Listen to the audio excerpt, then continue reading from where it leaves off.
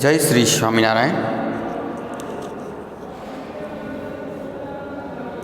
Standard 9th English social science chapter number 6 world war after 1945।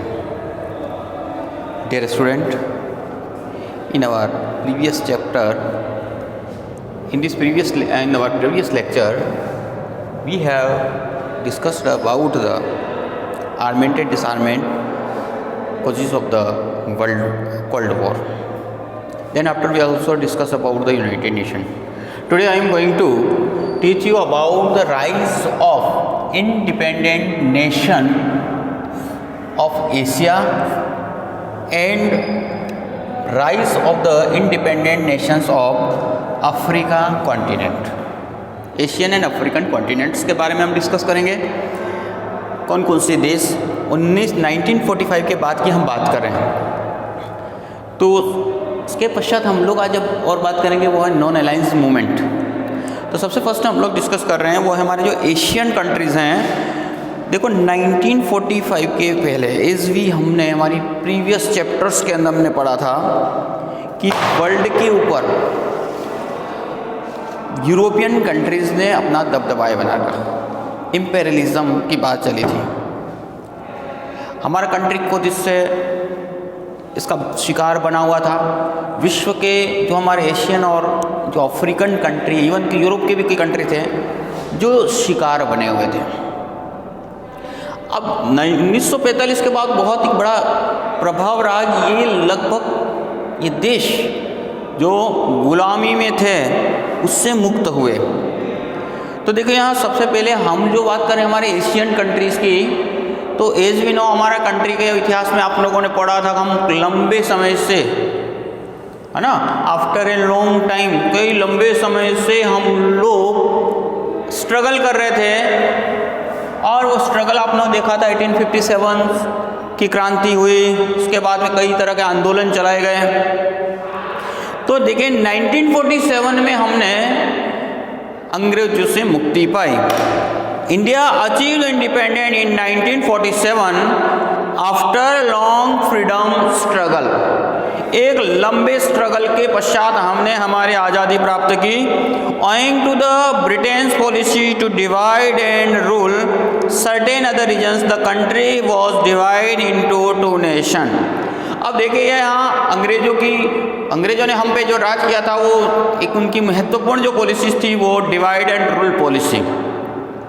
उस policy के माध्यम से की वजह से हमारे देश के दो भाग हो गए, इंडिया एंड पाकिस्तान। तो इन द 1947 के अंदर हम बात करें तो यहाँ दो कंट्री है ना, इंडिया एंड पाक, है ना। ये पाकिस्तान और इंडिया का जन्म हुआ, मतलब 1947 के बाद दो देश आज़ाद हुए। फिर 1980 की प्रेरणा को लेकर के श्रीलंका एंड म्यांमार इन 1948। फिर इंडोनेशिया 1949।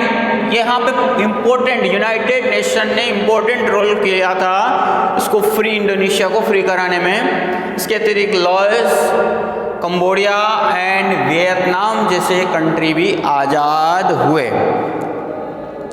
तो देखिए सबसे पहले हमने बात की इंडिया और पाकिस्तान की 1947 में। इन सेम वे इसी तरीके से कंट्रीज स्ट्रगल अगेंस्ट ब्रिटिशर्स, कई कंट्री और ब्रिटिश के खिलाफ स्ट्रगल कर लेते। उसमें देखिए श्रीलंका, म्यांमार 1948 के अंदर जिन्होंने इंडिपेंडेंस प्राप्त की। इसके अतिरिक्त Indonesia 1949। United nation played an important role in matter of Indonesia। ठीक है, इंडोनेशिया को स्वतंत्र कराने में यूनाइटेड नेशन ने बहुत महत्वपूर्ण भूमिका निभाई। इसके अतिरिक्त और जो एशियन कंट्रीज थे उसमें लाओस, कंबोडिया और वियतनाम, इन्होंने भी स्वतंत्रता प्राप्त की थी। देखिए एशियन एंड अफ्रीकन कंट्री के लिए विश्व युद्ध के पश्चात जो गतिविधि हुई उसमें बहुत ही इंपॉर्टेंट रही। अब नाउ नेक्स्ट में we are going to discuss about the rise of independent nation of the Africa, जिसके अंदर देखो इथोपिया है ना, एब्सिनिया है, साउथ अफ्रीका है, इजिप्ट है। फिर इसके अगर हम लोग आगे की बात करें तो कम से कम इन द 16 ईयर, लगभग 1951 से लगा करके 1966 तक 40 कंट्रीज, अफ्रीकन कॉन्टिनेंट की 40 कंट्रीज बिकेम फ्री। तो देखिए second world war was proved to be good omen for the enslaved nation of Africa. देखो दूसरा जो विश्व युद्ध हुआ, वो जो नेशन दास्ता में थे अफ्रीकन कॉन्टिनेंट के कंट्रीज, उनके लिए शुभ रहा, ठीक है ना। विश्व समुदाय के लिए अच्छा नहीं रहा था, लेकिन ये साउथ अफ्रीकन कंट्रीज के लिए एक शुभ रहा। जो कंट्री इनस्लेव थे या अंडर कंट्रोल में थे यूरोपियन कंट्रीज के। After the second world war countries like कौन कौन सी थी? Abyssinia, Ethiopia, South Africa, Egypt were independent. The second world war and freedom struggle in Asian country inspired. देखो यहाँ याद रखना कि ये जो स्ट्रगल जो एशियन कंट्री कर रहे थे, उन्होंने अफ्रीकन कंट्रीज को इंस्पायर्ड किया, उनकी इंस्पिरेशन को प्राप्त करके उन्होंने, इनका परिणाम निकला कम से कम इन द 16 ईयर, लगभग 16 साल के अंदर 1951 से 1966 तक 40 small and large countries became free. 40 छोटे मोटे जो कंट्री थे वो मुक्त हुए।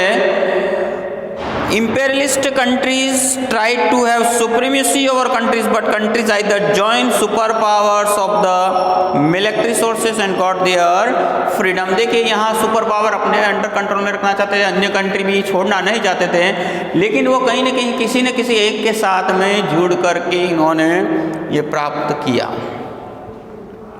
अपनी फ्रीडम को प्राप्त की। तो डियर स्टूडेंट, हमने देखो जो हमारे एशिया के कंट्री, कॉन्टिनेंट्स के country, south African countries, continents के जो कंट्रीज़ हैं, उनको उन दोनों के लिए मतलब अच्छा रहा, शुभ रहा है सेकंड वर्ल्ड वॉर। और इनके दोनों कॉन्टिनेंट्स के कई कंट्री आज़ाद हुए। अब हमने यहाँ हमारा इम्पोर्टेंट है non aligned movement. First we try to understand what is the non alliance movement. हम जो पढ़ने जा रहे हैं वो नॉन अलायंस मूवमेंट है, उसको समझेंगे कि आखिर क्या है ये। देखिए हमने हमारी प्रीवियस लेक्चर के अंदर आपको बता दिया था, ये world has been divide into 2 power block.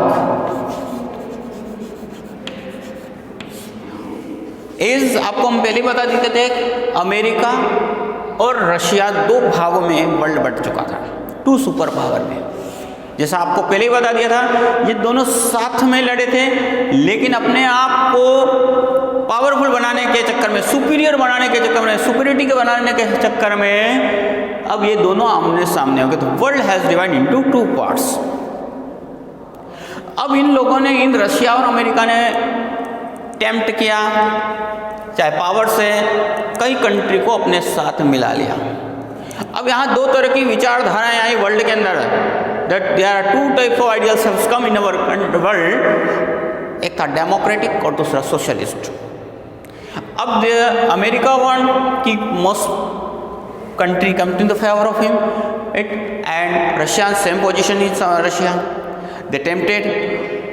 अब नाउ द कंडीशन बिकम, अब एक सी स्थिति, कई many countries goes the side of America, और कई कंट्रीज थे जो कहाँ गए? रशिया के साथ। कई अमेरिका के साथ गए, कई रशिया के साथ। But the countries who do not goes the side, who do not favour the America and Russia, these countries are called non aligned movement. देखो हमने इंडिया ने, जैसे इंडिया हमारा देश की सबसे बड़ा एग्जाम्पल, नॉन अलाइन मूवमेंट के लिए हम गए, न तो हम अमेरिका के साथ गए और न रशिया के साथ, ना कहूँ सो दोस्ती, ना कहूँ सो बैर। यदि इंडिया रशिया के साथ जाता तो अमेरिका उसका दुश्मन बनता, अमेरिका के साथ जाता तो रशिया दुश्मन बनता, ठीक है। मान लो किसी एक के साथ जाते, इसका मतलब उसके अगेंस्ट में होना पड़ता। India did not want, Bharat ने नहीं चाहता था, है ना। इसलिए इंडिया ने keeped distance between both the country, है ना। समान फ्रेंडशिप भी रखी और समान दूरी रखी। तो न तो वो अमेरिका के साथ गया और ना रशिया के साथ गया। इसलिए हमारा जो कंट्री, हमने कौन सी पॉलिसीज की ली, तो third one policy is the non alliance movement, ठीक है। तो अब 3 भाग बढ़ के ध्यान देना, America supported and Russian supported countries. इसके बाद में तीसरी जो थी, न तो रशिया के साथ गए और न ही, है ना, न ही अमेरिका के साथ गए। तो ऐसे कंट्रीज नॉन अलायंस, जिसमें कुछ कंट्रीज और थे जिनके बारे में हम लोग डिस्कस कर रहे हैं। तो देखो, some new nation adopt the policy not to alliance with the 2 power blocs, military blocs. देखो, हमने इसी चैप्टर के अंदर, पिछली क्लास के अंदर हमने जो पढ़ा, बराबर से ध्यान रखना, विश्व 2 भागों में बट चुका था 1945 के बाद में। वापस से आपको बता रहा हूँ, ध्यान दें। 1945 के बाद में it's divide into 2 power block, Russia and America. ये तो अच्छा हुआ कि युद्ध हुआ नहीं, बाकी अगर युद्ध होता तो शायद बहुत ही भयानक परिणाम आते। बोथ कंट्री सुपर पावर थी, है ना, न्यूक्लियर पावर जिसका। तो अब देखिए, कुछ कंट्री ने क्या किया, they did not maintain equal distance रखी, न तो वो अमेरिका के साथ जुड़े न रशिया के साथ जुड़े। अब किसी और पावर के साथ न जुड़े, they decided they would maintain equal distance. उन्होंने क्या डिसाइड किया था, they decided they would maintain equal distance with the both blocks। दोनों के साथ में इक्वल डिस्टेंस रखेंगे। मैंने आपको कहा, ना कहूँ सो दोस्ती, ना कहूँ सो बैर, ना तो किसी से दोस्ती न किसी से बैर, दुश्मनी। These nation आइडेंटिफाई, जो नेशन ना अमेरिका के साथ गए न रशिया के साथ गए, those nation are called non-aligned। These nations are identified as a non-aligned nation and the foreign policy was called, अब उस foreign policy को हम कहते हैं non-aligned policy। बात समझ में आ जानी चाहिए। न अमेरिका के साथ साइड में गए न रशिया के साथ में। जो कंट्री अपने आप में स्वतंत्र रखा तो वे कंट्री नॉन अलायंस कंट्री कहलाए। Those neutral nation that did not adopt the ideologies either of the 2 super powers of the world. अब ऐसे कंट्री जिन्होंने किसी की आइडियोलॉजी, दोनों पावर सुपर पावर की आइडियोलॉजीज को स्वीकार नहीं किया, wish to have round development, वो अपने आप का डेवलपमेंट चाहते थे, मेंटेनिंग इट्स यूनिक एग्जिस्टेंस, ठीक है, wished to have all round development, all round development चाहते थे, maintaining the unique expenses under the leadership of, देखो हमारे यहाँ under the leadership of prime minister Jawaharlal Nehru. देखो हमारे यहाँ अगर इसकी पैरवी की गई थी तो मेजर 5 कंट्री थे, उसमें से इंडिया और इंडोनेशिया, इजिप्ट, गाना, युगोस्लाविया, इसके अतिरिक्त अन्य कंट्रीज भी आए, लेकिन मुख्य रूप से इस पॉलिसी के लिए इंडिया और ये अदर 4 कंट्रीज, ठीक है ना, इंडिया के साथ में 4 कंट्रीज ने इम्पोर्टेंट रोल खेला। तो अब इसके अंदर देखिए हमारे उस समय first prime minister Jawaharlal Nehru, Indonesia president Sukarno, Egypt second president Gamal Abdel Nasser, Ghana first president Nkrumah and Yugoslavia president Joseph Broz Tito got thumping support for this movement. इन 5 देश के जो प्रधान थे उस समय के, इन्होंने थंब लगा दिया, मतलब इन्होंने इस थर्ड मूवमेंट, है ना, थर्ड पार्ट के अंदर अपनी वर्चस्व को बनाए रखा, मतलब कहने का मतलब उन्होंने थम्बिंग सपोर्ट दे दिया, सपोर्ट दिया इस मूवमेंट को।